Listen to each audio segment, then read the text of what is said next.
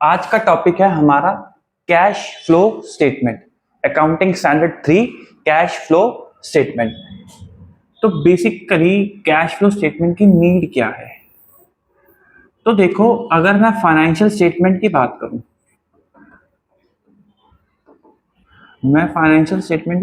तो मैंने आपको ये बात काफी बार बताई है, हमने डिस्कस भी करा है कि फाइनेंशियल स्टेटमेंट एक्चुअली में क्या है। आप ऐसे समझो कि एक तरीके की लैंग्वेज है,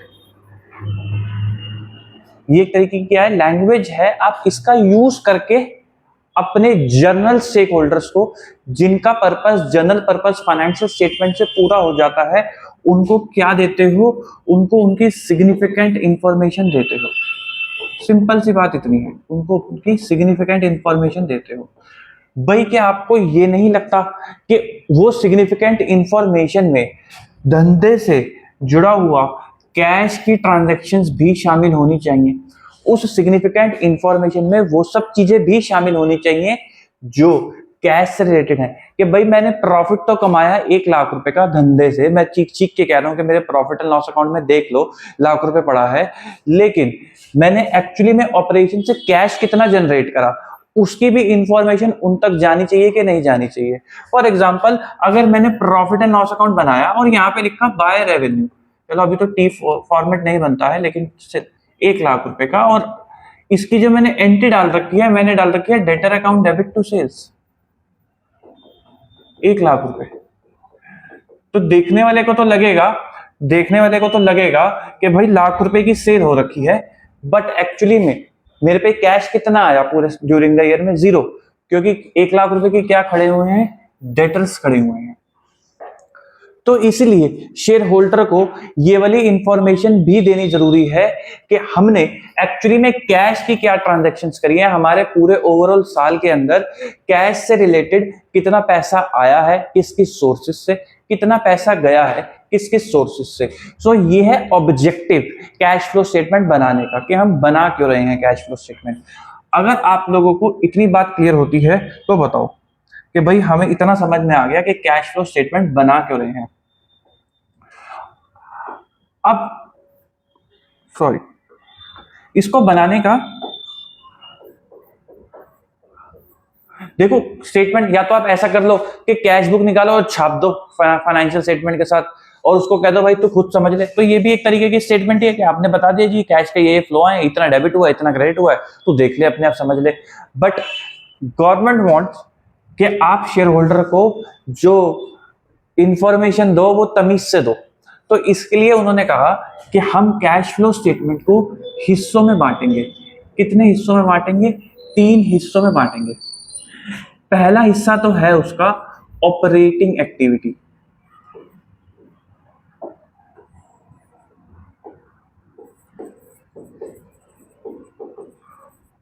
ऑपरेटिंग एक्टिविटी, फिर एक है इन्वेस्टिंग एक्टिविटी, फिर एक है फाइनेंसिंग एक्टिविटी। भाई, मुद्दे की बात इतनी है कि या तो आप कैश जनरेट करोगे धंधे से, बिजनेस करके आपने क्या कैश जनरेट करा, एक तो उनको वो बताओगे।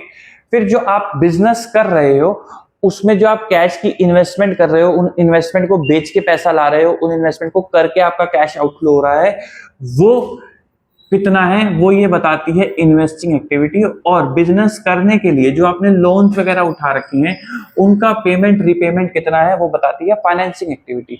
तो वो कहते हैं कि कोई भी एक कैश की ट्रांजैक्शन हुई होगी वो इन तीनों में से किसी एक ट्रांजैक्शन में आएगी, या तो वो ऑपरेशन से रिलेटेड है, या तो वो इन्वेस्टमेंट से रिलेटेड है, या फिर वो किसी चीज को फाइनेंस करने से रिलेटेड है। तो कहते हैं आपको हर एक उस एक्टिविटी को बांटना होगा, क्लासिफाई करना होगा कि क्या वो मेरी ऑपरेटिंग है, क्या वो मेरी इन्वेस्टिंग है, क्या वो मेरी फाइनेंसिंग है।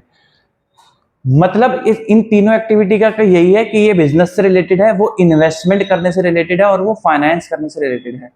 तीनों एक ट्रांजैक्शन किसी एक एंटिटी के लिए ऑपरेशन हो सकता है, और वो किसी एक एंटिटी के लिए फाइनेंसिंग भी हो सकता है।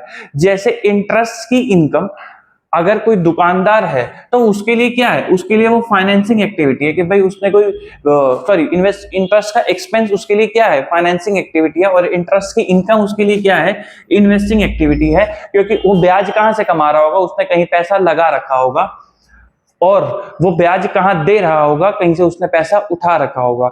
लेकिन वहीं अगर कोई फाइनेंसिंग कंपनी है जिसका काम ही यही है पैसा उठाना और पैसा लगाना, तो उसके लिए ये दोनों एक्टिविटी कहां कवर हो जाएंगी, ऑपरेटिंग एक्टिविटी के अंदर कवर हो जाएंगी ये दोनों की दोनों एक्टिविटी। तो एक ही transaction business to business differ करके क्लासिफाई हो सकती है अलग अलग एक्टिविटी में। भाई इंटरेस्ट की इनकम मेरे लिए इन्वेस्टिंग एक्टिविटी है, किसी फाइनेंसिंग कंपनी के लिए ऑपरेटिंग एक्टिविटी हो सकती है। इंटरेस्ट का एक्सपेंस मेरे लिए फाइनेंसिंग एक्टिविटी है, किसी नॉन फाइनेंसिंग कंपनी के लिए वो ऑपरेटिंग एक्टिविटी हो सकती है।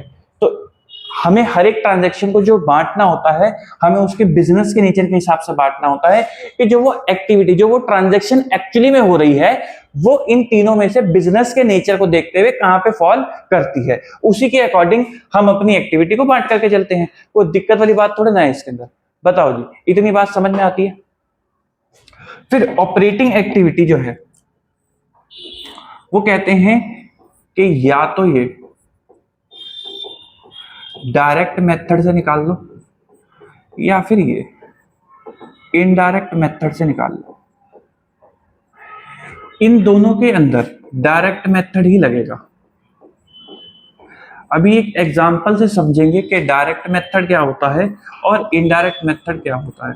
डायरेक्ट मेथड अगर मैं मोटे मोटे तौर पे बोलूं तो आप ये समझ लो, उसकी कैश बुक से जितनी भी ट्रांजैक्शन आ रही है उसको इन तीनों एक्टिविटी में बांट देना। कैश और बैंक बुक से जितनी भी ट्रांजैक्शन आ रही है उसको इन तीनों एक्टिविटीज में बांट देना। ये होता है डायरेक्ट मेथड, सीधा जुगाड़ के कैश बुक उठाया, उसी की ट्रांजैक्शन डालनी है, तो उस कैश बुक में कुछ डेबिट इन्वेस्टिंग के आ रहे होंगे, कुछ डेबिट ऑपरेटिंग के आ रहे होंगे, तो उठा के डाल दो। कुछ क्रेडिट ऑपरेटिंग के आ रहे होंगे, कुछ क्रेडिट फाइनेंसिंग के आ रहे होंगे, तो अकॉर्डिंगली क्लासिफाई करके डाल दो। तो वो एक तरीके का है डायरेक्ट मेथड। इनडायरेक्ट मेथड क्या है कि अपने प्रॉफिट एंड लॉस अकाउंट से या अपनी गिवन बैलेंस शीट से उसकी ऑपरेटिंग, उसकी इन्वेस्टिंग, उसकी फाइनेंसिंग इनकम को, एक्टिविटीज को क्लासिफाई करना। ये है वो तीनों एक्टिविटीज।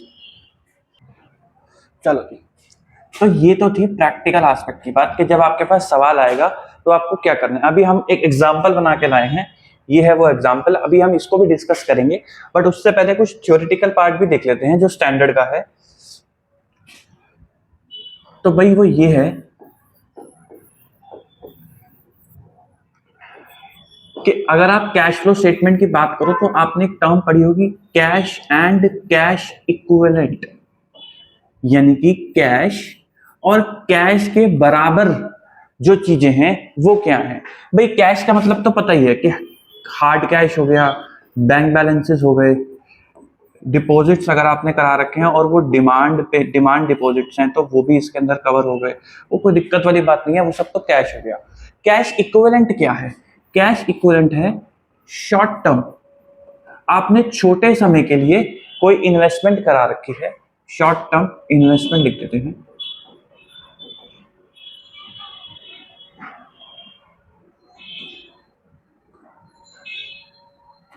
शॉर्ट टर्म इन्वेस्टमेंट्स जो हाईली लिक्विड हैं, जो कन्वर्ट होंगी नोन अमाउंट ऑफ कैश में,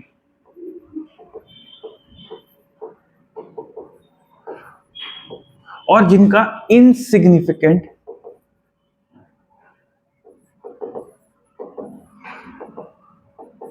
रिस्क है ऑफ चेंज इन वैल्यू, कि उनकी वैल्यू में बहुत ज्यादा बदलाव आ जाएगा, वो सब क्या है? कैश। बट वो क्या होनी चाहिए? वो होनी चाहिए शॉर्ट टर्म। शॉर्ट टर्म का मतलब क्या है? जिसकी मैच्योरिटी है अप टू 3 मंथ्स। तो अगर मैच्योरिटी अप टू 3 मंथ्स है तो इसका मतलब वो क्या है? Cash and cash equivalent. तो इसका मतलब अगर मैंने एफडी करा रखी है सिर्फ 3 महीने की और एफडी हाईली लिक्विड है कि भाई मैं जाके चाहूं तो बैंक से तुड़वा सकता हूं और जो अमाउंट मुझे मिलने वाला है वो भी मुझे पता है, तो वो आपकी किस कैटेगरी में आ जाएगी? कैश एंड कैश इक्विवेलेंट की कैटेगरी के अंदर आ जाएगी। अगर मैंने कहीं प्रेफरेंस शेयर में पैसा डाल रखा है और उसके भी चेंज वैल्यू के चेंज होने की चांसेस कम है, हाईली लिक्विड है, ऑन डिमांड पैसा मिल जाएगा और 3 महीने की मैच्योरिटी है, तो वो भी किसके अंदर कवर हो जाएगा? वो भी कवर हो जाएगा कैश एंड कैश इक्विवेलेंट में। तो जो कैश एंड कैश इक्विवेलेंट आएगा आपका, इसका यूज होता है फॉर्मेट के अंदर। जब आप कैश फ्लो स्टेटमेंट बनाओगे ना, तो जब हम ऑपरेटिंग, फाइनेंसिंग और इन्वेस्टिंग एक्टिविटी का टोटल देखेंगे तो फिर हम उसके अंदर opening cash and cash equivalent add करके closing cash and cash equivalent निकालते हैं। उसका सिंपल सा लॉजिक क्या है भाई, देखो, टू बैलेंस बीडी,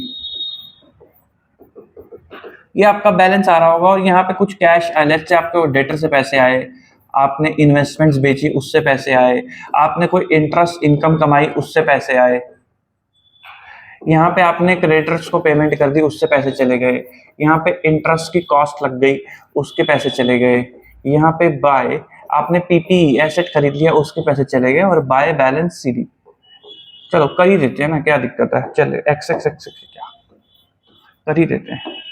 मान लो भाई आपके पास ओपनिंग बैलेंस था 10,000 रुपए का, डेटर से पैसा आया 1,00,000 रुपए का, इन्वेस्टमेंट से आपने पैसा बनाया, इन्वेस्टमेंट बेच के 50,000 रुपए का, इंटरेस्ट इनकम आपके पास आई 2,000 रुपए की, ट्रेड पेबल को आपने पेमेंट कर दी 20,000 रुपए की, इंटरेस्ट कॉस्ट आपने बियर कर ली 5,000 रुपए की, पीपीई लेट से आपने परचेस कर लिया 50,000 रुपए का, तो आपके पास क्लोजिंग कैश एंड कैश कितना बचा है?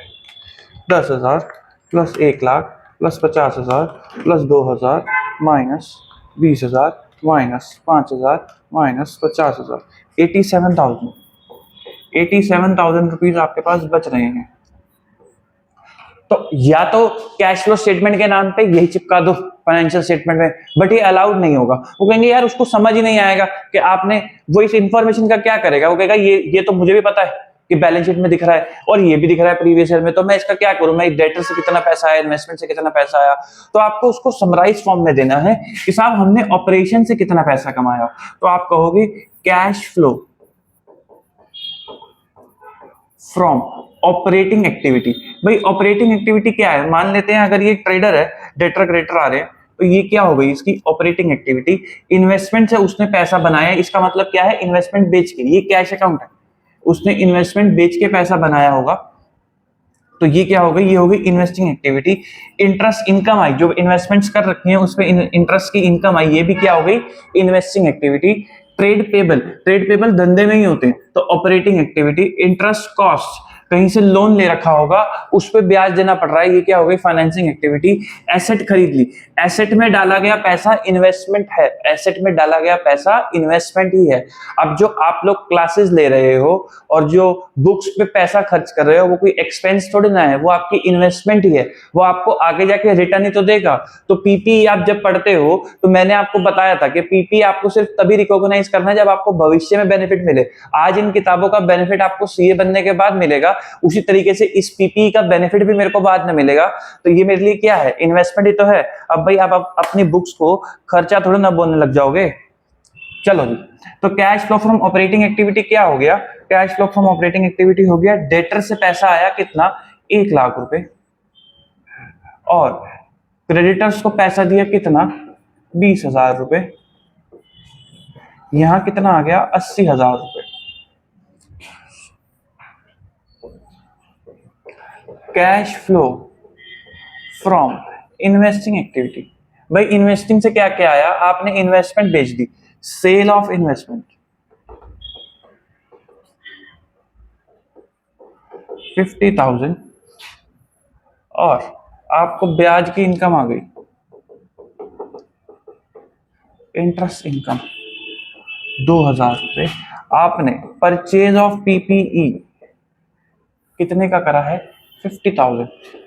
अच्छा एक बात जरा बताओ, क्या अगर सेल ऑफ पीपीई भी होता, या मैं ये बोल दूं इसकी ऐसे की तैसे, सेल ऑफ इन्वेस्टमेंट को मैं क्या सेल ऑफ पीपीई लिख दूं यहाँ पे, आप बुरा तो नहीं मानोगे? हाँ मानोगे तो क्या दिक्कत है। तो सेल ऑफ पीपीई मैंने लिख दिया। अब मुझे जरा एक बात बताओ, क्या 50,000 रुपए की एसेट बेची और 50,000 रुपए की एसेट खरीद ली, प्लस और माइनस मैं इनको नेट कर दूं क्या, कोई दिक्कत वाली बात थोड़ी ना, इन्वेस्टिंग तो टोटल 2000 ही है। तो जैसे ही मैं इनको नेट करने जाऊंगा ना, तो मेरे को AS3 रोक देगा, मेरे को AS3 रोक देगा, वो कहेगा नहीं आपको नेट ऑफ नहीं करना। देयर आर सर्टेन एक्सेप्शंस जहां पे आपको नेट ऑफ करना अलाउड है, अदरवाइज आप नेट ऑफ नहीं कर सकते। आप नेट ऑफ कब कर सकते हो कि अगर बहुत ही ज्यादा लिक्विडिटी की ट्रांजेक्शन ना, बैंक ओडी के अंदर क्या होता है कि आप पैसा लेते भी रहते हो, डेली बेसिस पे पैसा डालते भी रहते हो, लोन आता रहता है, कैश क्रेडिट लिमिट आपने ले रखी है, आप डेली बेसिस पे, तो उसके अंदर जो मूवमेंट्स होती हैं वो बहुत सारी होती हैं। तो अगर आप उनको ट्रेस करके डालोगे तो बहुत बड़ा अमाउंट दिखेगा कि मैंने उठाया, और कंपैरेटिवली ही बहुत बड़ा अमाउंट दिखेगा जो मैंने रीपे कर दिया। तो इसलिए वो कहते हैं कि आप उसको नेट कर सकते हो। यदि एक ही कस्टमर के साथ पैसा लेने और देने की ट्रांजैक्शन है तो भी आप उसको नेट कर सकते हो, बट आप ऐसे नेट नहीं कर सकते कि मैंने सेल भी करा पीपीई का, आइटम वाइज नहीं कर सकते कि मैंने सेल भी करा पीपीई का और मैंने परचेज भी कर ली पीपीई तो मैं उसको नेट कर दूं, वो अलाउड नहीं है। तो आपको ग्रॉस बेसिस पे ही दिखाना है। चलो जी, cash flow from financing activity. चक्कर क्या है ना कि प्रैक्टिकल स्टैंडर्ड है तो थ्योरी इसमें कितना ही बोल दूं मैं। चलो जी, फाइनेंसिंग एक्टिविटी क्या है, एक ही तो है, इंटरेस्ट कॉस्ट 5000 रुपए, फाइनेंस कॉस्ट। ये कौन सा मेथड है, ये है डायरेक्ट मेथड। ये कौन सा मेथड है, ये है डायरेक्ट मेथड। तो अगर मैं देखूं तो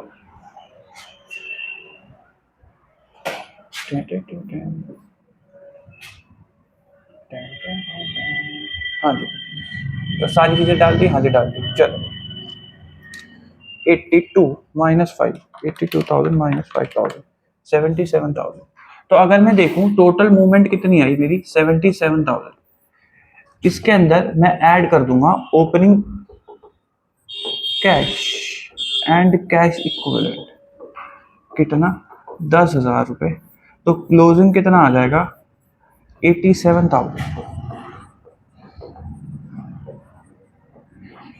अब एक बात बताओ, ये फोटो आपको थोड़ी बेटर नहीं लग रही अपने लेजर देने से? भाई यहाँ पे आप बता रहे हो कि हमने धंधा जो करा उससे 80,000 रुपए का कैश जनरेट करके ले आए, हमने जो इन्वेस्टमेंट्स कर रखी हैं उनसे हम 2,000 रुपए का कैश जनरेट करके ले आए, जो हमने धंधा करने के लिए लोन ले रखा है उन पे हमारा 5,000 रुपए का कैश चला गया। तो ड्यूरिंग द ईयर मेरे कैश में टोटल मूवमेंट कितनी हुई, 77,000 रुपीज की। इसका मतलब आपने इसको, इस एरिया को, इस सॉरी आपने इस एरिया को एक्टिविटी वाइज क्लासिफाई कर दिया कि भाई ऑपरेटिंग से कितना है, इन्वेस्टिंग से कितना है और फाइनेंसिंग से कितना है। तो अब जो शेयर होल्डर फाइनेंशियल स्टेटमेंट पढ़ रहा है वो कह रहा है अच्छा तो इन्होंने धंधे से 80,000 जनरेट करा, अच्छा इन्होंने जहां इन्वेस्टमेंट कर रखी है वहां से 2,000 जनरेट करा, और जहां से धंधा के लिए पैसे उठा रखे हैं वहां से 5,000 जनरेट करा। तो नेट में इन्होंने 77,000 की मूवमेंट करी, जो जनरेट करा।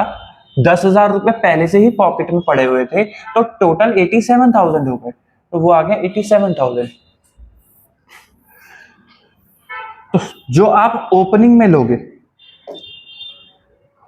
कैश एंड कैश इक्विवेलेंट लोगे, कैश मैंने आपको बताया हार्ड कैश जो हो गया है, बैंक बैलेंस हो गया, कैश इक्विवेलेंट मैंने आपको बताया शॉर्ट टर्म यानी कि 3 मंथ। तो इसका मतलब यदि कोई इन्वेस्टमेंट मैंने 3 महीने की मैच्योरिटी के लिए रख रखी है तो आप उसको इन्वेस्टिंग एक्टिविटी में ना दिखा के कहां दिखाओगे, कैश एंड कैश इक्विवेलेंट में दिखाओगे। लेकिन अगर वो 3 महीने से ज्यादा है तो वो यहां ना दिखा के कहां दिखाओगे, cash flow from investing activity.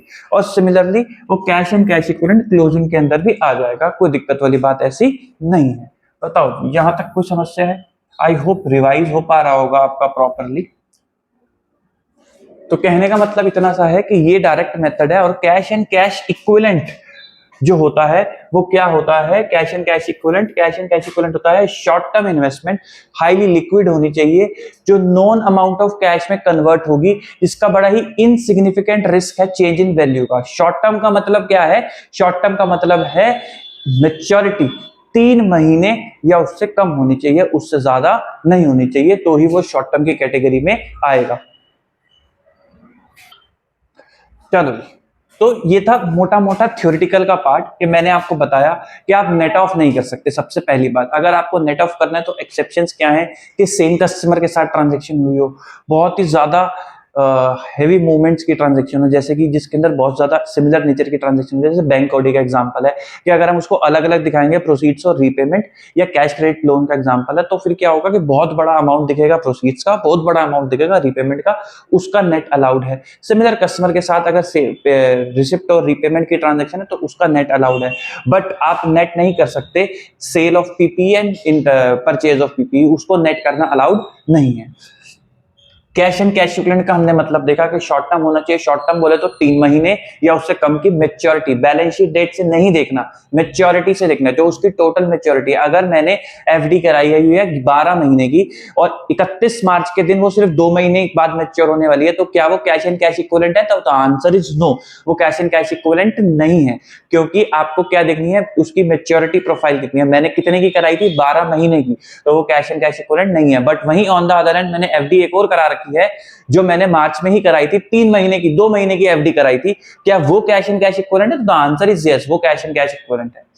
ठीक है साहब, अब आ जाते हैं सवाल पे। तो मैं एक एग्जांपल लेकर आया हूं, हम इसको ना डायरेक्ट से भी कर लेंगे और इनडायरेक्ट से भी कर लेंगे, ताकि हमें पता चल सके कि डायरेक्ट और इनडायरेक्ट में बेसिक डिफरेंस क्या है।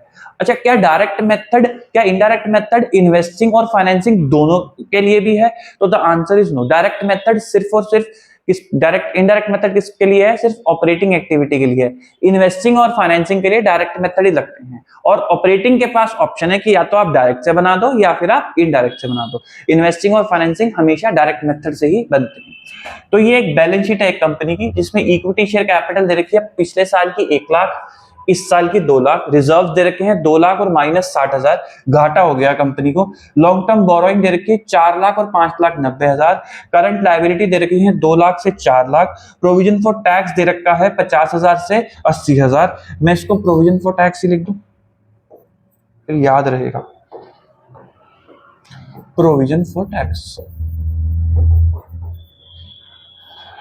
प्रॉपर्टी प्लांट इक्विपमेंट दे रखा है 5 लाख से 7,80,000, ट्रेड रिसीवेबल दे रखा है 3 लाख से 4 लाख, और बैंक बैलेंसेस आपको दे रखे हैं ओपनिंग 1.5 लाख और 3 लाख। एडिशनल इंफॉर्मेशन आपको दे रखी है, an item of PP of ₹1 lakh WDV at the beginning, 1 lakh रुपए की डब्ल्यूडीवी बिगिनिंग में was sold for ₹1.5 lakh at the end, उसको 1.5 लाख रुपए का एट द एंड बेच दिया गया, और रेट ऑफ डेप्रिसिएशन कितना है? 10%। क्रेडिट परचेजेस कितनी है? 50,000 रुपीज की। क्रेडिट सेल्स कितनी है? सॉरी 5 लाख रुपए की। क्रेडिट सेल्स कितनी है? 5 लाख रुपए की। टोटल वेजेस जो हैं वो कह रहे हैं पूरे साल की कितनी है? 1.5 लाख रुपए की। और interest expense has not been paid for the year at the rate 10%। Interest का रेट कितना है? 10% का रेट है, वो भी हमने अभी पे नहीं करा। ऊपर जो करंट लायबिलिटीज आ रही हैं, कितने की आ रही है करंट लायबिलिटी? 4 लाख और 2 लाख। तो उसका आपको नीचे ब्रेकअप दे रखा है, उसके अंदर क्या क्या आ रहा है? उसके अंदर आ रहा है 3,10,000 रुपए के ट्रेड पेबल, और पिछले साल के 2 लाख, अक्रूड इंटरेस्ट 40,000, और आउटस्टैंडिंग एक्सपेंसेस 50,000। ये वेजेस है, आउटस्टैंडिंग एक्सपेंसेस जो ये दे रखा है ये वेजेस है। ये कितना है? 50,000। 40,000, 10% का ब्याज अगर आप 4 लाख पे लगाओगे तो 40,000, वो आपको क्या दे रखा है? अक्रूड इंटरेस्ट, जो इंटरेस्ट ड्यू हो गया है बट आपने पे नहीं करा है। आपको क्या बनाना है? हमें बनाना है इसे कैश फ्लो स्टेटमेंट। हम सबसे पहले क्या मेथड लगाएंगे? डायरेक्ट मेथड, उसके बाद लगाएंगे इनडायरेक्ट मेथड। चलो वर्किंग नोट्स,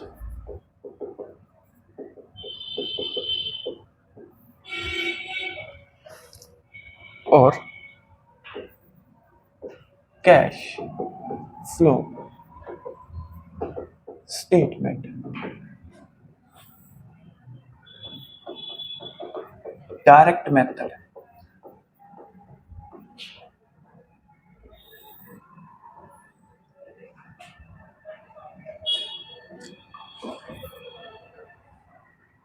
तो भाई हमें कौन कौन सी इंफॉर्मेशन दे रखी है, एक पीपीई की दे रखी है तो पीपीई का नोट बनाना पड़ेगा, क्रेडिट परचेज दे रखी है, सेल दे रखी है यानी कि टीपीटीआर का अकाउंट बनाना पड़ेगा, वेजेस दे रखा है यानी कि आउटस्टैंडिंग वेजेस भी बनाना पड़ेगा, इंटरेस्ट का एक्सपेंस दे रखा है तो इसका मतलब अक्रूड इंटरेस्ट का भी अकाउंट बनाना पड़ेगा। तो जितनी एडिशनल इंफॉर्मेशन दे रखी है एटलीस्ट उनके तो अकाउंट हमें बनाने ही पड़ेंगे। तो मैं पहला अकाउंट बनाने जा रहा हूं PPE, property plant and equipment. मैं दूसरा अकाउंट बनाने जा रहा हूं ट्रेड पेबल,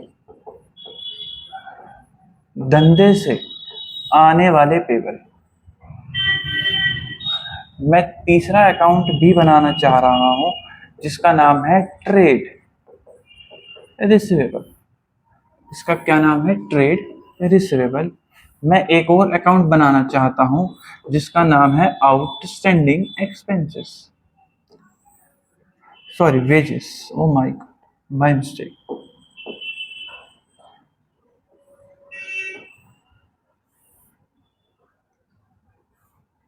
फिफ्थ,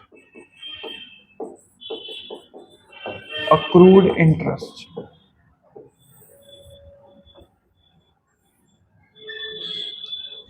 ठीक है जी। तो पहले तो काम करते हैं, बैलेंसेस डाल देते हैं, फिर ट्रांजैक्शन में डाल देंगे। पीपी है 5 और 7 80।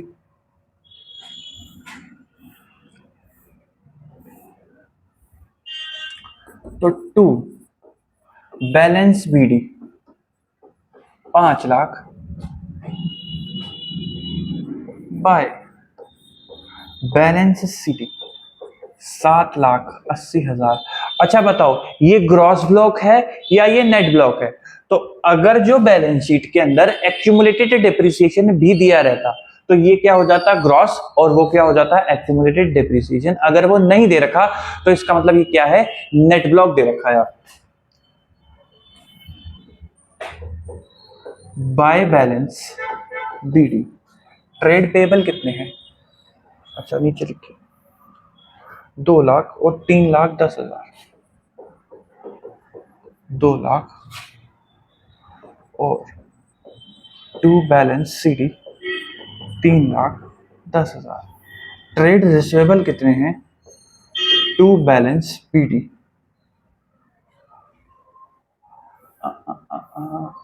अरे भाई नीचे हो जा रही 3 और 4 3 lakh by balance CD 4 lakh. Outstanding wages कितनी है? By balance BD opening 0 closing 50,000। ये लिखा opening 0 closing 50,000। Opening 0 to balance CD 50,000। फिर अक्रूड इंटरेस्ट 0 और 40,000। ये लिखा 0 और 40,000। तो बताओ जी ये भी पेबल आइटम ही है। तो बाय बैलेंस पीडी ऐसे ना, इसका नाम अगर मैं आउटस्टैंडिंग इंटरेस्ट कर दूं तो चलेगा क्या? वो इनकम वाली फील दे देता है। To balance CD 40,000। ठीक है सर। अब बस एक एक करके ट्रांजैक्शन डाल देने की है और कहानी खत्म। चलो जी सबसे पहले बात कर लेते हैं पीपीई की। तो वो कह रहा है कि भाई 10% डेप्रिसिएशन का रेट है। 1 लाख रुपए की डब्ल्यूडीवी जो कहां थी? ओपनिंग में थी। कहां थी? बिगिनिंग में थी। वो हमने बेच दी 1.5 लाख रुपए की। तो सबसे पहले तो मुझे ये बताओ क्या डेप्रिसिएशन चार्ज हो जाएगा बाय डेप्रिसिएशन ओपनिंग पे 50,000? क्या जब मैंने 50,000 लिख दिया तो मैंने उस 1 लाख पे भी डेप्रिसिएशन लगा दिया? बोलो हाँ या ना, क्योंकि वो इसी का पार्ट है और उसे हमने एंड में बेचा है तो क्या उस पर डेप्रिसिएशन लगना था? तो आंसर इज यस। भाई आपके पास वो एसेट 1 लाख रुपए यहाँ पे एग्जिस्ट कर रही थी, आपने पूरा साल यूज करके यहाँ पे उसे निकाल दिया तो इस पे जो 10,000 रुपए का डेप्रिसिएशन आएगा तो वो तो आप चार्ज करोगे ना। अगर वो कह देता मैंने यही बेच दी तो मैं कहता कि डेप्रिसिएशन किस पे लगाओ? सिर्फ 4 लाख पे लगाओ 40,000 रुपए।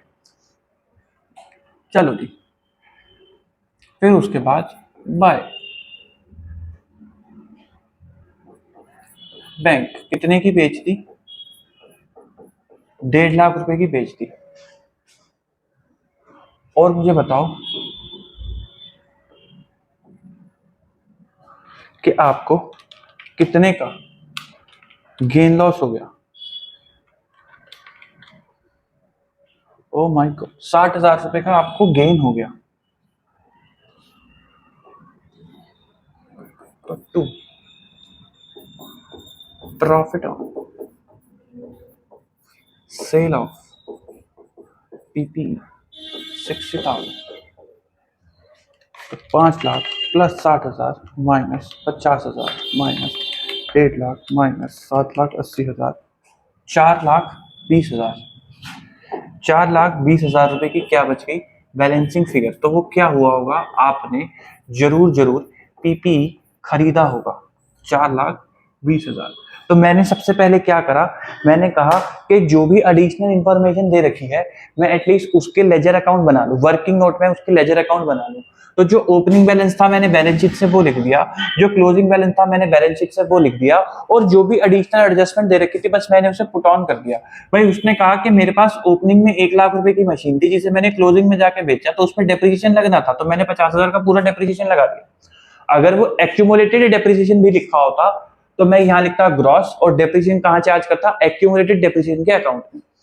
फिर 1.5 लाख रुपए की मशीनरी बेच दी, मैंने वो डाल दिया, और उसमें जो गेन हुआ मैंने वो डाल दिया, तो 90,000 रुपए की मशीनरी मेरी सेटबैक हो गई। फिर जो बैलेंसिंग फिगर यहाँ पे क्या बचा? बैलेंसिंग फिगर जो बचा वो बचा 4,20,000 रुपए। चलो जी, अगली एडजस्टमेंट क्या है? क्रेडिट परचेज करी है 5 लाख रुपए की। तो जब मैं क्रेडिट परचेज करूंगा तो बाय परचेजेस 5 लाख, क्लोजिंग कितना बचा हुआ है? 390। तो बैलेंसिंग फिगर क्या आ जाएगा? टू बैंक, यानी कि ये पेमेंट करी होगी हमने ट्रेड पेबल को। क्या करी होगी? पेमेंट। तो 7 लाख माइनस 3,10,000, 3,90,000, 3,90,000 ट्रेड रिसीवेबल। अगली एडजस्टमेंट है क्रेडिट सेल भी 5 लाख है। चलो जी, काम ही खत्म। क्रेडिट सेल भी कितनी है? 5 लाख रुपए। तो टू सेल्स 5 लाख, 8 में से 4 गया तो 4 ही बच जाएगा। बाय बैंक पैसा कितना आया? 4 लाख रुपए। फिर उसके बाद आउटस्टैंडिंग वेजेस, उसने कहा कि टोटल वेजेस कितनी थी? 1.5 लाख रुपए की। तो इसका मतलब बाय P&L कितना गया होगा? 1.5 लाख। इसका क्या मतलब है? इसका मतलब है एंट्री क्या हुई होगी? Profit and loss account debit to outstanding wages 1.5 lakh.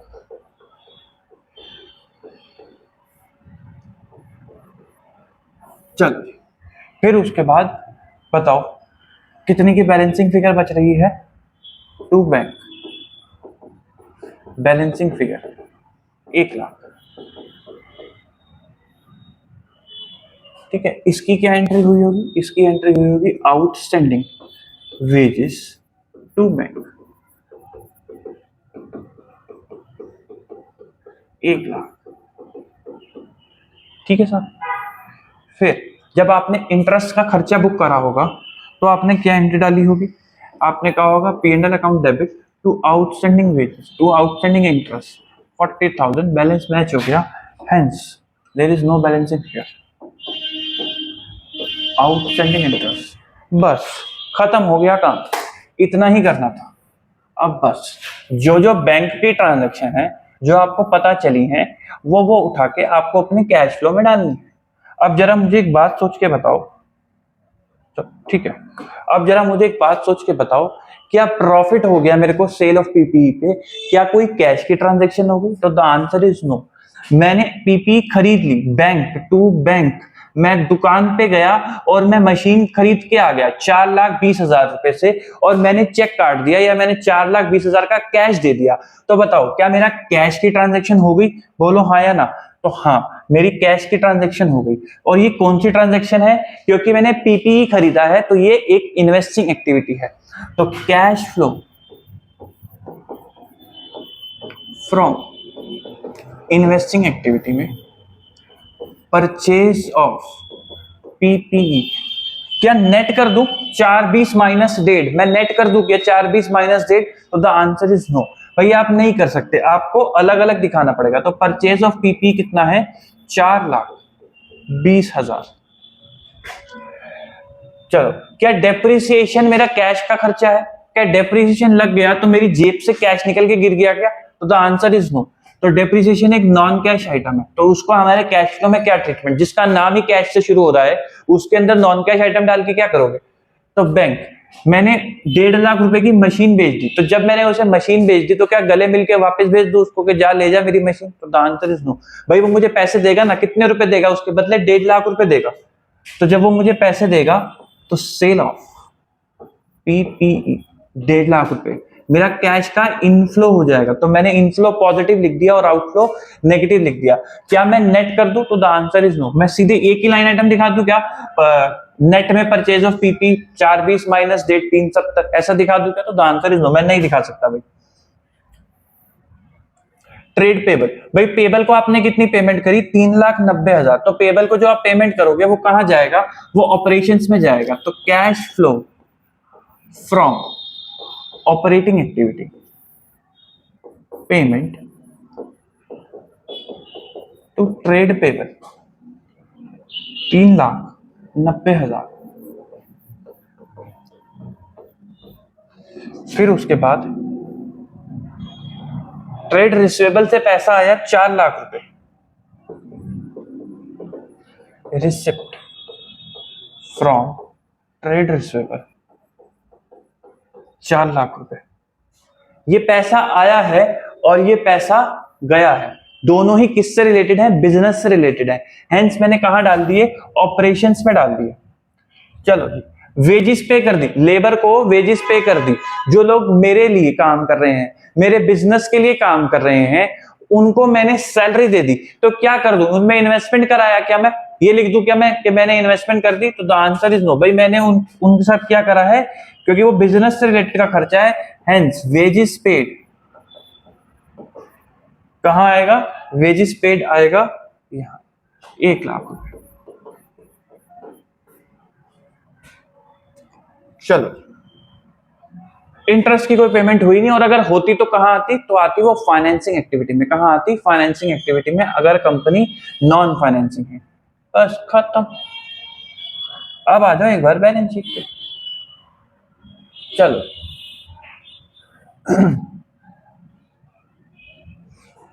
Equity share capital की आपको कोई इंफॉर्मेशन गिवन नहीं है, बट एक बात पता चल रही है कि पुरानी कैपिटल 1 लाख थी, उसके बाद कैपिटल 2 लाख हो गई, तो इसका मतलब कैपिटल इशू करी होगी। तो कैपिटल जब आप इशू करोगे तो आप कहां लिखोगे? आप कहोगे कैश फ्लो, क्योंकि आपने कैपिटल इशू करने का कंपनी के पर्पज से क्या है कि आपने शेयर देके पैसा उठाया बिजनेस करने के लिए, हेंस वो क्या है? Cash flow from financing activity proceeds from issue of share capital 1 lakh.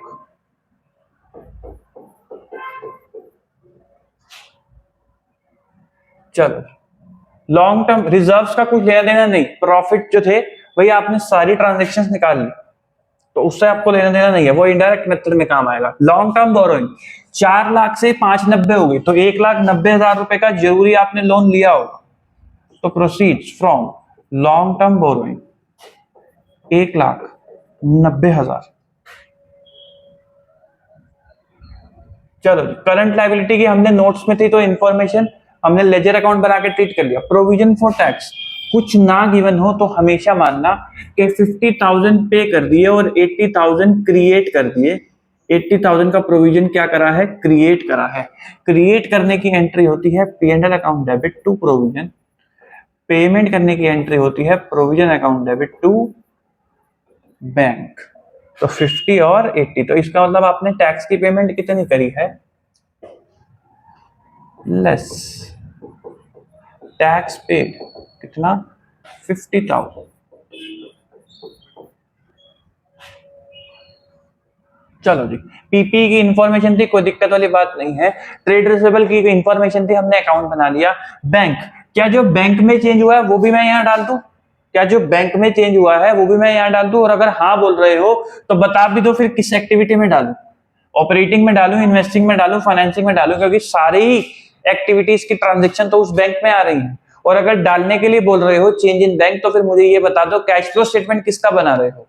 तो बैंक कहाँ आएगा? बैंक आएगा नीचे रिकंसिलिएशन के टाइम पे, जो हमने ये वाला पार्ट करा था ना, ये हमने क्या 10,000 माइनस 87,000 भी यहां डाल दिया था, तो आंसर इज नो। तो 10,000 माइनस 87,000 77,000 की जो टोटल ट्रांजेक्शन थी, हमने उसे एक्टिविटी वाइज बाइफरकेट करा था।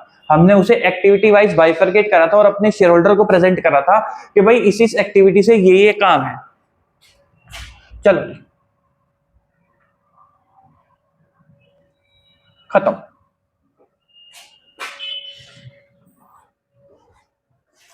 मुझे बताओ जरा एक बार टोटल करके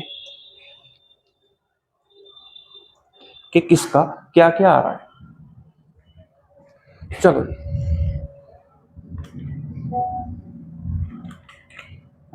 माइनस 1,00,000 माइनस 390 90,000 90,000 नेगेटिव माइनस 50,000 140। काय का बिजनेस कर रहे हैं, 1,40,000 रुपए तो गवा दिए ऑपरेशन से। 4,20,000 माइनस 1,50,000 270। तब भी इतनी हिम्मत है कि 2,70,000 रुपए का पैसा और इन्वेस्ट कर दिया। और ये कहां से कर रहे हैं? ये लोगों से पैसा मांग मांग के करा जा रहा है। हमने शेयर इशू करके भी पैसा उठाया और हमने बोरोइंग लेके भी पैसा उठाया, और ये पैसा उठा के हमने क्या करा? हमने इन्वेस्टमेंट कर दी, जबकि हमें ऑपरेशंस में घाटा हो रहा है कैश का। तो this is how you read the statement. That is why operating, investing and financing activity are relevant to. And आपको एक और मजे की बात बताता हूं, क्या आपको पता है कि 2027 के आसपास एक नया आईएफआरएस आ जाएगा? आ तो वो चुका है, अभी इफेक्टिव नहीं हुआ है, आईएफआरएस 18। तो जो आपका प्रॉफिट एंड लॉस अकाउंट है वो भी इन्हीं एक्टिविटीज में दिखेगा। वो भी दिखेगा ऑपरेटिंग से कितना प्रॉफिट है, वो भी दिखेगा इन्वेस्टिंग से कितना प्रॉफिट है, और वो दिखाएगा फाइनेंसिंग से कितना प्रॉफिट है। तो ये जो कैटेगराइजेशन है ये कोई हलवा नहीं है कि हाँ जी हमने ऑपरेटिंग, इन्वेस्टिंग, फाइनेंसिंग कर दी। तो ऐसे चेंजेस आने वाले हैं। तो 2027 में, अभी तो आईएफआरएस 18 आया है, तो आने वाले समय में इंड AS 118 भी आएगा, जो हमें कहेगा कि साहब डालो ऑपरेटिंग, इन्वेस्टिंग और फाइनेंसिंग को। अब आपको अपने P&L को ऑपरेटिंग, इन्वेस्टिंग, फाइनेंसिंग में बनाना है। वो टी फॉर्मेट नहीं बनाना है, बट फर्दर बाइफर्केशन करके बनाना है। तो जो हालांकि बात वो 2027 की है, लेकिन स्टिल मैंने आपको एक इंफॉर्मेशन पर्पज से बता दी। एनीवे 140 प्लस 270 माइनस 290 20 का नेगेटिव 1,20,000। ये क्या है? ये है total, plus opening cash and cash equivalent 1,50,000। तो ये बच जाएगा 30,000 closing cash and cash equivalent. तो ये आपका बैलेंस बच जाएगा। तो ये मैंने किससे किया? मैंने किया डायरेक्ट मेथड से। भाई फाइनेंसिंग में मैंने क्या लगाया? डायरेक्ट का सिंपल था, भाई कितना पैसा कैपिटल से उठाया, कितना पैसा उन सभी एक्टिविटीज से उठाया या गवाया जो फाइनेंसिंग नेचर की हैं, कितना पैसा उन सभी एक्टिविटीज से उठाया या गवाया जो इन्वेस्टिंग नेचर की है। अच्छा एक बात बताओ, क्या मैं इंटरेस्ट इनकम और इंटरेस्ट एक्सपेंस को नेट ऑफ कर सकता हूं? तो द आंसर इज नो, क्योंकि वो दोनों अलग अलग एक्टिविटीज में होंगी। और मैंने ऑपरेटिंग निकालने के लिए भी यही किया कि मैंने ऑपरेशन से रिलेटेड कितना पैसा लगाया और कितना पैसा उठाया, और मेरी ऑपरेटिंग एक्टिविटी भी डायरेक्ट मेथड से आ गई। ऑपरेटिंग को करने के लिए दो मेथड है, डायरेक्ट और इनडायरेक्ट। अब बस मैं आपको ऑपरेटिंग इनडायरेक्ट से निकाल के दिखा देता हूं, ताकि 140 के बाद 270 और वो तो सेम ही रहेगा, तो आपको पता चल जाएगा कि हम इनडायरेक्ट कैसे करते हैं। चलो cash flow statement indirect method.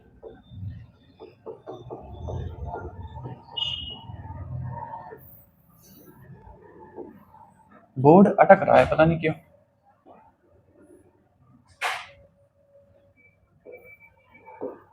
Cash flow from operating activity.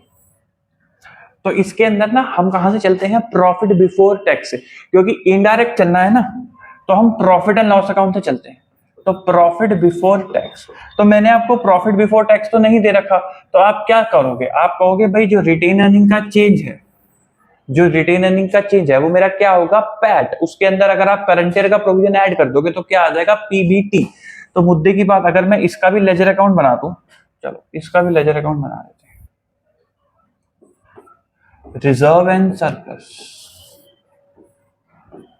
Bye balance BD 2 lakh, 60,000 negative था, तो टू बैलेंस बीडी 60,000 तो टू प्रॉफिट अर्न्ड, या बोल दू लॉस हो गया तो एक्चुअली 2,60,000।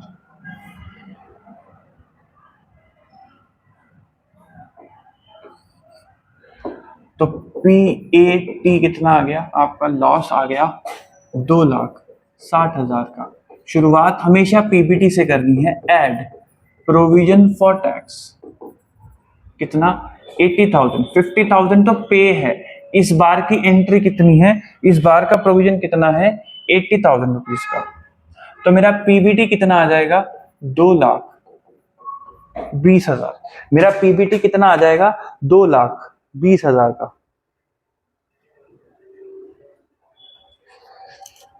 चलो ये क्या आ गया, PBT। ऐड और less non cash items and other activities.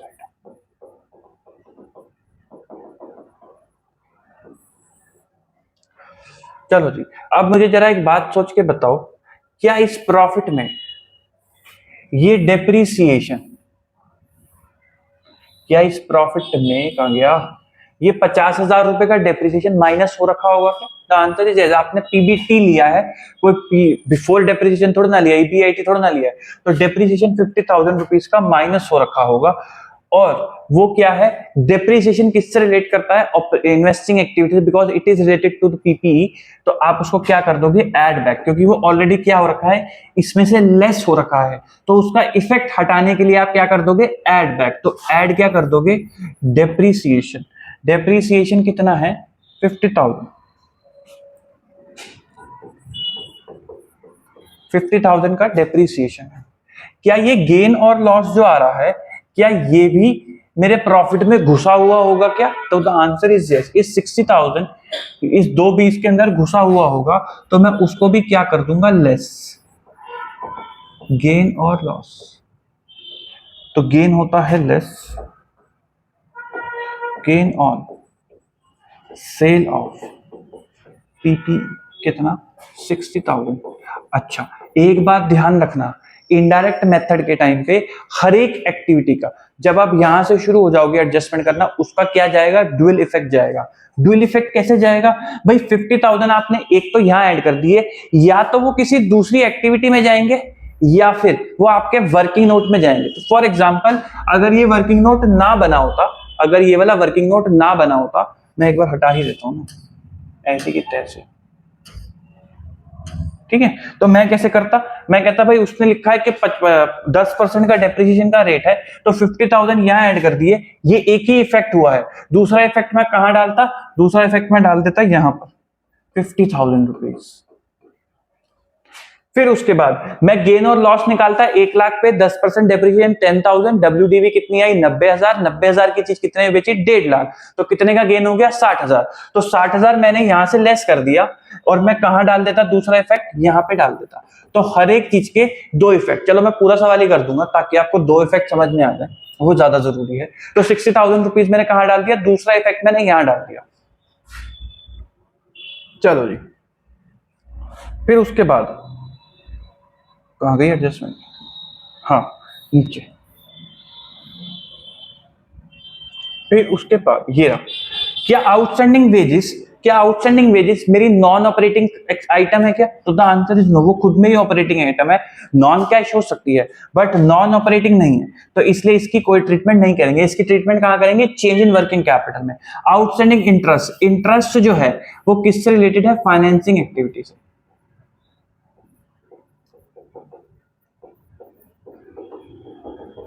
किससे रिलेटेड है, फाइनेंसिंग एक्टिविटी से। तो इंटरेस्ट क्योंकि फाइनेंसिंग एक्टिविटी से रिलेटेड है तो आप यहां से तो हटा दोगे, इंटरेस्ट को 2,20,000 में हटा रखा होगा, प्रॉफिट निकालते टाइम अक्रूवल बेसिस की अकाउंटिंग करते वक्त 2,20 में से इंटरेस्ट हटा रखा होगा, तो हम भी इंटरेस्ट को हटा देंगे। इंटरेस्ट कॉस्ट कितनी 40,000। क्या इसका दूसरा इफेक्ट जाएगा, द आंसर इज यस, इसका दूसरा इफेक्ट भी जाएगा। कहां जाएगा, वर्किंग नोट में जाएगा। कहां गया कहां गया कहां गया कहां गया, ये रहा। तो अगर मैं इसको हटा दूं तो मैं यहां पे लिख दूंगा 40,000 दूसरा इफेक्ट। बस आपको करना कुछ नहीं है, जैसे पहले चले थे वैसे ही आइटम बाय आइटम चलना है। भाई पीपीई की एडजस्टमेंट उसने दे रखी थी 60-90 की, हमने वो कर दी और दूसरा इफेक्ट के साथ कर दी। ये दोनों रेलेवेंट हैं फॉर डायरेक्ट मेथड ओनली। अगर वो आपसे इनडायरेक्ट मेथड के लिए कहेगा तो ये इंफॉर्मेशन आपके लिए रेलेवेंट नहीं है, तो वो आपको देगा ही नहीं। फिर उसके बाद टोटल वेजेस वो कह रहा है 1.5 लाख रुपए की थी, तो आपने 1.5 लाख रुपए का खर्चा पीएनएल में डेबिट कर रखा होगा और आउटस्टैंडिंग वेजेस 50,000 रुपए आपकी बैलेंस शीट में आ रखी होगी। तो आप कहोगे कि सर 50,000 तो नॉन कैश हो गया, वो पे ही नहीं हुआ, तो उसको भी यहाँ पे ऐड करो। तो नहीं, यहाँ पे इनडायरेक्ट मेथड में जो जब आप ऑपरेटिंग को निकाल रहे हो तो वही आइटम आएंगे। चलो मैं नॉन कैश हटा ही देता हूँ, वही आइटम आएंगी जो ऑपरेटिंग एक्टिविटी से रिलेटेड नहीं। अगर कोई आइटम ऑपरेटिंग एक्टिविटी से रिलेटेड है तो उसका यहाँ पे कोई ट्रीटमेंट नहीं होगा। तो फिर 1 लाख रुपए का इंपैक्ट कैसे आएगा वो भी देखेंगे कैसे आएगा। तो अदर एक्टिविटी आइटम आपने यहाँ पे हटा दी, वो तो फॉर्मेट में लिखा हुआ है, नॉन कैश आइटम तो लिखना पड़ जाता है, आप इसको अदर एडजस्टमेंट कर लो, कहानी खत्म, ऐसी की तैसी हमारी में अदर एडजस्टमेंट। ठीक है साहब, चलो जी, इंटरेस्ट कॉस्ट ये भी हमने डाल दी। क्या मुझे बताओ और कोई चीज छूट गई क्या, चलो जी, क्या और कोई चीज छूट गई क्या, आंसर हमने मेरे ख्याल से सारी एडजस्टमेंट कवर अप कर ली। हाँ जी सारी कर ली। अब बस आ जाओ ऊपर से बैलेंस शीट से। जो बैलेंस शीट के अंदर की ट्रांजैक्शन है उनका एक ही इफेक्ट है, तो 1 लाख से 2 लाख, तो आपने यानी कि शेयर कैपिटल इशू करी होगी।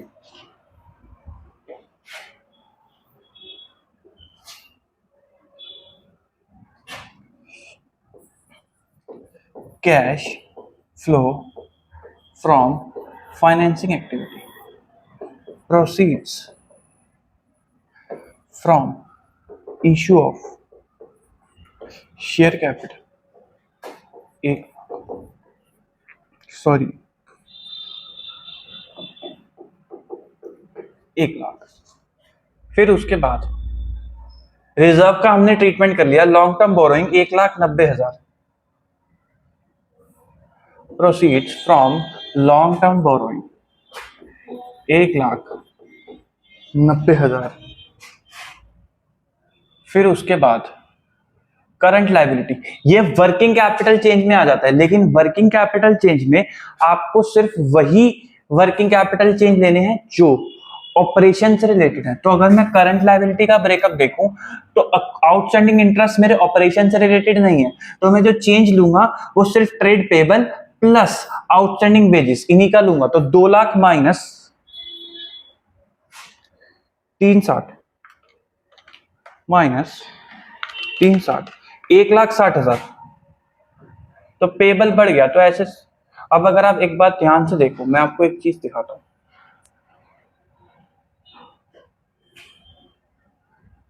आ गया ये रहा भाई, ये परचेजेस आपके पीएनएल में ऑलरेडी जा चुकी होगी, अगर ये आपके P&L में जा चुकी है तो ये परचेजेस आपके इस प्रॉफिट में ऑलरेडी एडजस्ट हो चुकी है, ठीक है।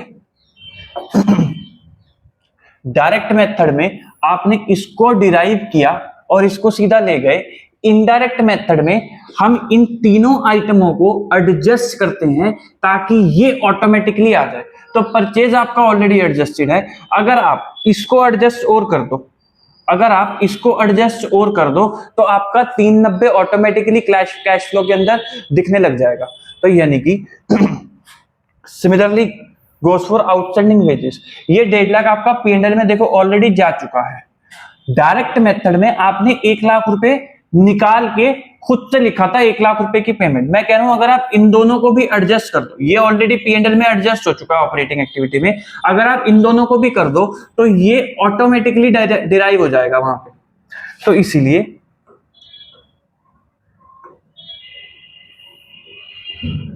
अच्छा पहले एक बार इसका टोटल कर लेते हैं क्योंकि वो फॉर्मेट फॉलो करना है ना। तो 2,20,000 plus 50,000 minus 60,000 minus 40,000, 270 negative.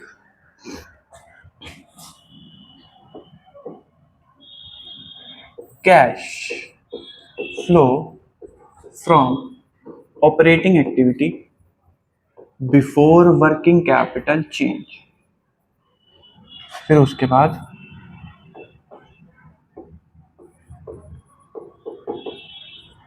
Working capital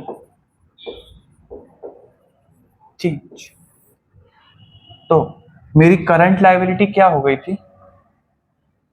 2 lakh से 360, increase in working capital, increase in current liability, sorry increase in current liability 1,60,000।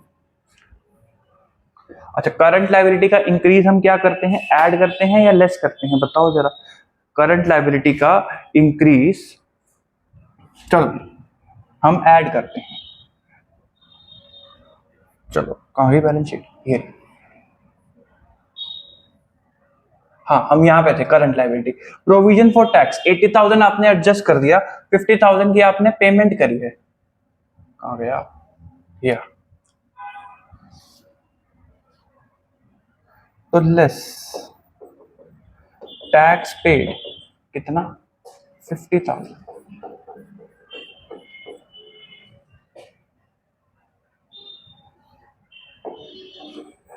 यहां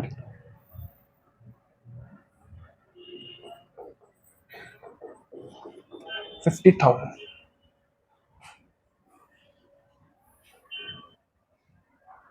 चलो पीपीई, पीपीई में तो इनडायरेक्ट मेथड लगता ही नहीं, उसमें तो क्या लगता है, डायरेक्ट मेथड। तो अगर आपने नोटिस करा हो तो साहब ये हमने ड्यूल इफेक्ट से ले आए थे, ये हम ड्यूल इफेक्ट से ले आए थे। 1.5 लाख रुपए की इंफॉर्मेशन आपके पास है, पहला इफेक्ट मैंने यहां डाल दिया, दूसरा इफेक्ट देखो मैं इन्वेस्टिंग एक्टिविटी में जाके डाल रहा हूं। ओहो वो थोड़ा उल्टा हो गया, चलो नीचे बना देते हैं। Cash flow from investing activity, proceeds from sale of PPE 1.5 lakh, ये भी डाल दिया मैंने, 2 इफेक्ट। अब मुझे बताओ 4,20,000 रुपए यहाँ पे बैलेंसिंग फिगर बच गया, आप क्या लेके जाओगे, purchase of PPE 4,20,000, simple. PPE की हमने ट्रीटमेंट कर ली। ट्रेड रिसीवेबल भी आपका ऑपरेटिंग से रिलेटेड है, 3 लाख से 4 लाख हो गया। तो इंक्रीज इन करंट एसेट कहां लेके जाते हैं, operate change in working capital में। इंक्रीज इन करंट एसेट कितना चेंज आया है, 1 लाख। अगर आप ध्यान से देखो ट्रेड रिसीवेबल भाई ये सेल ऑलरेडी P&L के अंदर होगी तो आपके उस प्रॉफिट के अंदर भी होगी, आपको ये नंबर डिराइव करना है। तो अगर आप इनकी एडजस्टमेंट कर दो तो वो ऑटोमेटिक डिराइव हो जाएगा। कितने की एडजस्टमेंट कर दो? 1 लाख रुपए की। 1 लाख रुपए की एडजस्टमेंट कर दो, ठीक है सर। चलो, तो इंक्रीज इन करंट एसेट जो है वो आपकी क्या आएगी? नेगेटिव। जब करंट, ऐसा समझ लो भाई, रट्टे के लिए समझ लो कि अगर करंट लायबिलिटी इंक्रीज होगी तो आपको ऐड करना है, और अगर वो डिक्रीज होगी तो आपको लेस करना है। करंट एसेट अगर इंक्रीज होगी तो आपको लेस करना है, और अगर डिक्रीज होगी तो आपको ऐड करना है। बट लॉजिक क्या है? लॉजिक है ये रहा कि साहब सेल वहां पे प्रॉफिट के अंदर ऑलरेडी है, आपको ये नंबर डिराइव करना है। तो अगर आप 1 लाख रुपए को एडजस्ट कर दोगे तो ये नंबर ऑटोमेटिक आ जाएगा। अच्छा, चलो, अच्छा, ओके ओके ओके। भाई ये 40,000 ऐड होगा ना, ये इंटरेस्ट कॉस्ट है।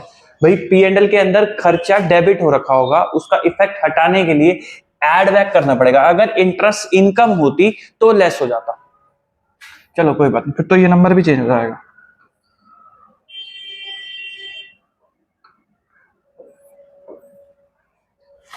कैलकुलेटर 220।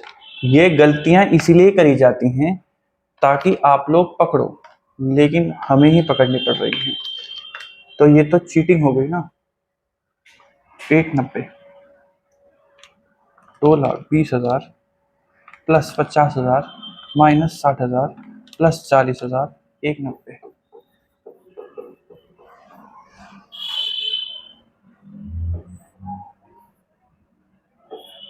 60,000 कब पॉजिटिव?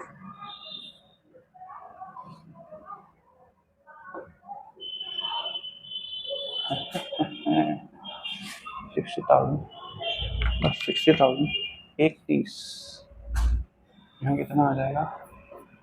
1,30,000। और यहाँ कितना आ जाएगा? 50, 180। चलो, हमारा ऑपरेशन में कितना आ रहा था? कहाँ गया?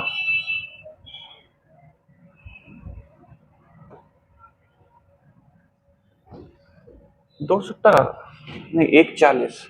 एक बार रोकना। चलो, यहाँ पे कहीं कैलकुलेशन गड़बड़ हो गई लग रहा है। हाँ, ये रही ना, 260 माइनस 80। अच्छा, ये मैंने बिना कैलकुलेटर के कर दिया था शायद। 260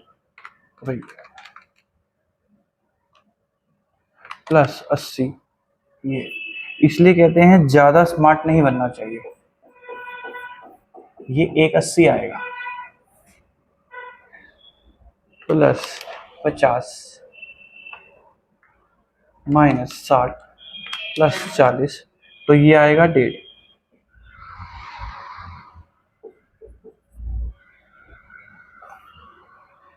प्लस 60, ये आएगा 90। वो कैलकुलेशन मिस्टेक हो गई। Plus 50, sorry minus 50, 9 5 14, 140। चल, इसलिए कहते हैं भाई हर एक चीज कैलकुलेटर से कर लो। जब इंस्टीट्यूट अलाउ कर रहा है तो स्मार्ट बनने की क्या जरूरत है? सिंपल है ना। 260 में से 80 गए, 180 आएगा ना। ये किसने लिखवा दिया था? माइनस 220। चलो खैर कोई बात नहीं। तो this is how indirect method works. छोटी मोटी कैलकुलेशन मिस्टेक के लिए माफी चाहेंगे आप लोगों से, आपका समय व्यर्थ हो गया। But this is how indirect method work. कि जो चेंज इन वर्किंग कैपिटल है भाई, ठीक है, रट्टा मारने के लिए आप वो कर सकते हो, बट उसका लॉजिक क्या है कि भाई आपने ये सेल्स में डाल दिया, ये आपको नंबर डिराइव करना है, तो इन दोनों की अगर आप एडजस्टमेंट कर दोगे तो आपका ये नंबर वहां पे ऑटोमेटिकली डिराइव हो जाएगा। डायरेक्ट मेथड के अंदर आप ये लेजर से डिराइव करके वहां से खुद से लिख रहे हो, इनडायरेक्ट मेथड में ये ऑटोमेटिक डिराइव हो रहा है, इसलिए मेथड का नाम इनडायरेक्ट मेथड है। और इसीलिए ही इनडायरेक्ट मेथड सिर्फ ऑपरेटिंग में ही लग पाता है। भाई इन्वेस्टिंग में तो आप same as it is cash flow generate कर करके ही लिखोगे ना, लेजर अकाउंट की वर्किंग से कि भाई कैश फ्लो जनरेट कैसे होंगे। जो भी आपके बैंक के डिफरेंसेस आ रहे होंगे कि क्या मशीन खरीदी, क्या सेल करी, वो आप वहीं से करके लिखोगे ना। तो इसलिए ऑपरेटिंग एक्टिविटी में डायरेक्ट और इनडायरेक्ट मेथड लग जाता है, बाकी इन्वेस्टिंग और फाइनेंसिंग में नहीं लगता है। इन्वेस्टिंग और फाइनेंसिंग में डायरेक्ट ही लगता है। अच्छा, यहाँ पे थोड़ा स्पेस का हो गया था मेरे से गलती, तो मैंने इन्वेस्टिंग को नीचे लिख दिया, बट आपको ऐसा नहीं करना है। इन्वेस्टिंग जो है वो बीच में आएगी, नीचे फाइनेंसिंग आएगी, तो जो सीरीज चलेगी ऑपरेटिंग, इन्वेस्टिंग और फाइनेंसिंग, उस हिसाब से चलेगी। बस खत्म। ये कितना आ रहा है 290, ये तो इतना, ये तो यही आ रहा होगा 290, तो हाँ 290 और 270, 290 और नीचे होगा 270, ठीक है, कोई दिक्कत वाली बात नहीं है। तो आई होप आपको इस वीडियो से कैश फ्लो एटलीस्ट रिवाइज हो गया होगा। जो हमने छोटे छोटे टॉपिक डिस्कस करे जो एमसीक्यू के लिए रेलेवेंट है, तो मैंने वो भी आपके आगे रख दिए। कैश इन कैश इक्विवेलेंट की डेफिनेशन एक एमसीक्यू के लिए मुझे रेलेवेंट लगी, मैंने वो भी आपके आगे डिस्कस कर ली। तो छोटे से लेके हमने क्वेश्चन भी डिस्कस कर लिया, ताकि आपको याद आ जाए कि हम कैसे क्वेश्चन सॉल्व करा करते थे, क्या स्टेप्स हुआ करते थे, कब आपको डबल इफेक्ट लेना है। मैं डबल इफेक्ट आपको फिर से बता देता हूँ। इनडायरेक्ट मेथड जब आप करोगे तो हर एक आइटम का आपको डबल इफेक्ट लेना है। जो वर्किंग कैपिटल चेंज है उनका डबल इफेक्ट नहीं आएगा, बट जो आप ऐड बैक कर रहे हो आइटम्स, उसका डबल इफेक्ट ऑपरेटिंग, या तो वो किसी एक्टिविटी में जाएगा या फिर वो किसी लेजर अकाउंट के अंदर जाएगा। तो उस चीज का आपको ध्यान में रखना है, ठीक है। आई होप आपको इस वीडियो से काफी ज्यादा हेल्प मिलेगी। अगर आपने ये वीडियो एंड तक देखी है तो उसके लिए बहुत बहुत शुक्रिया। आप प्लीज अपना कंस्ट्रक्टिव फीडबैक हमें जरूर दें, ताकि हम फर्दर कैसे इंप्रूव कर सकते हैं, हम उस पर काम कर सकें।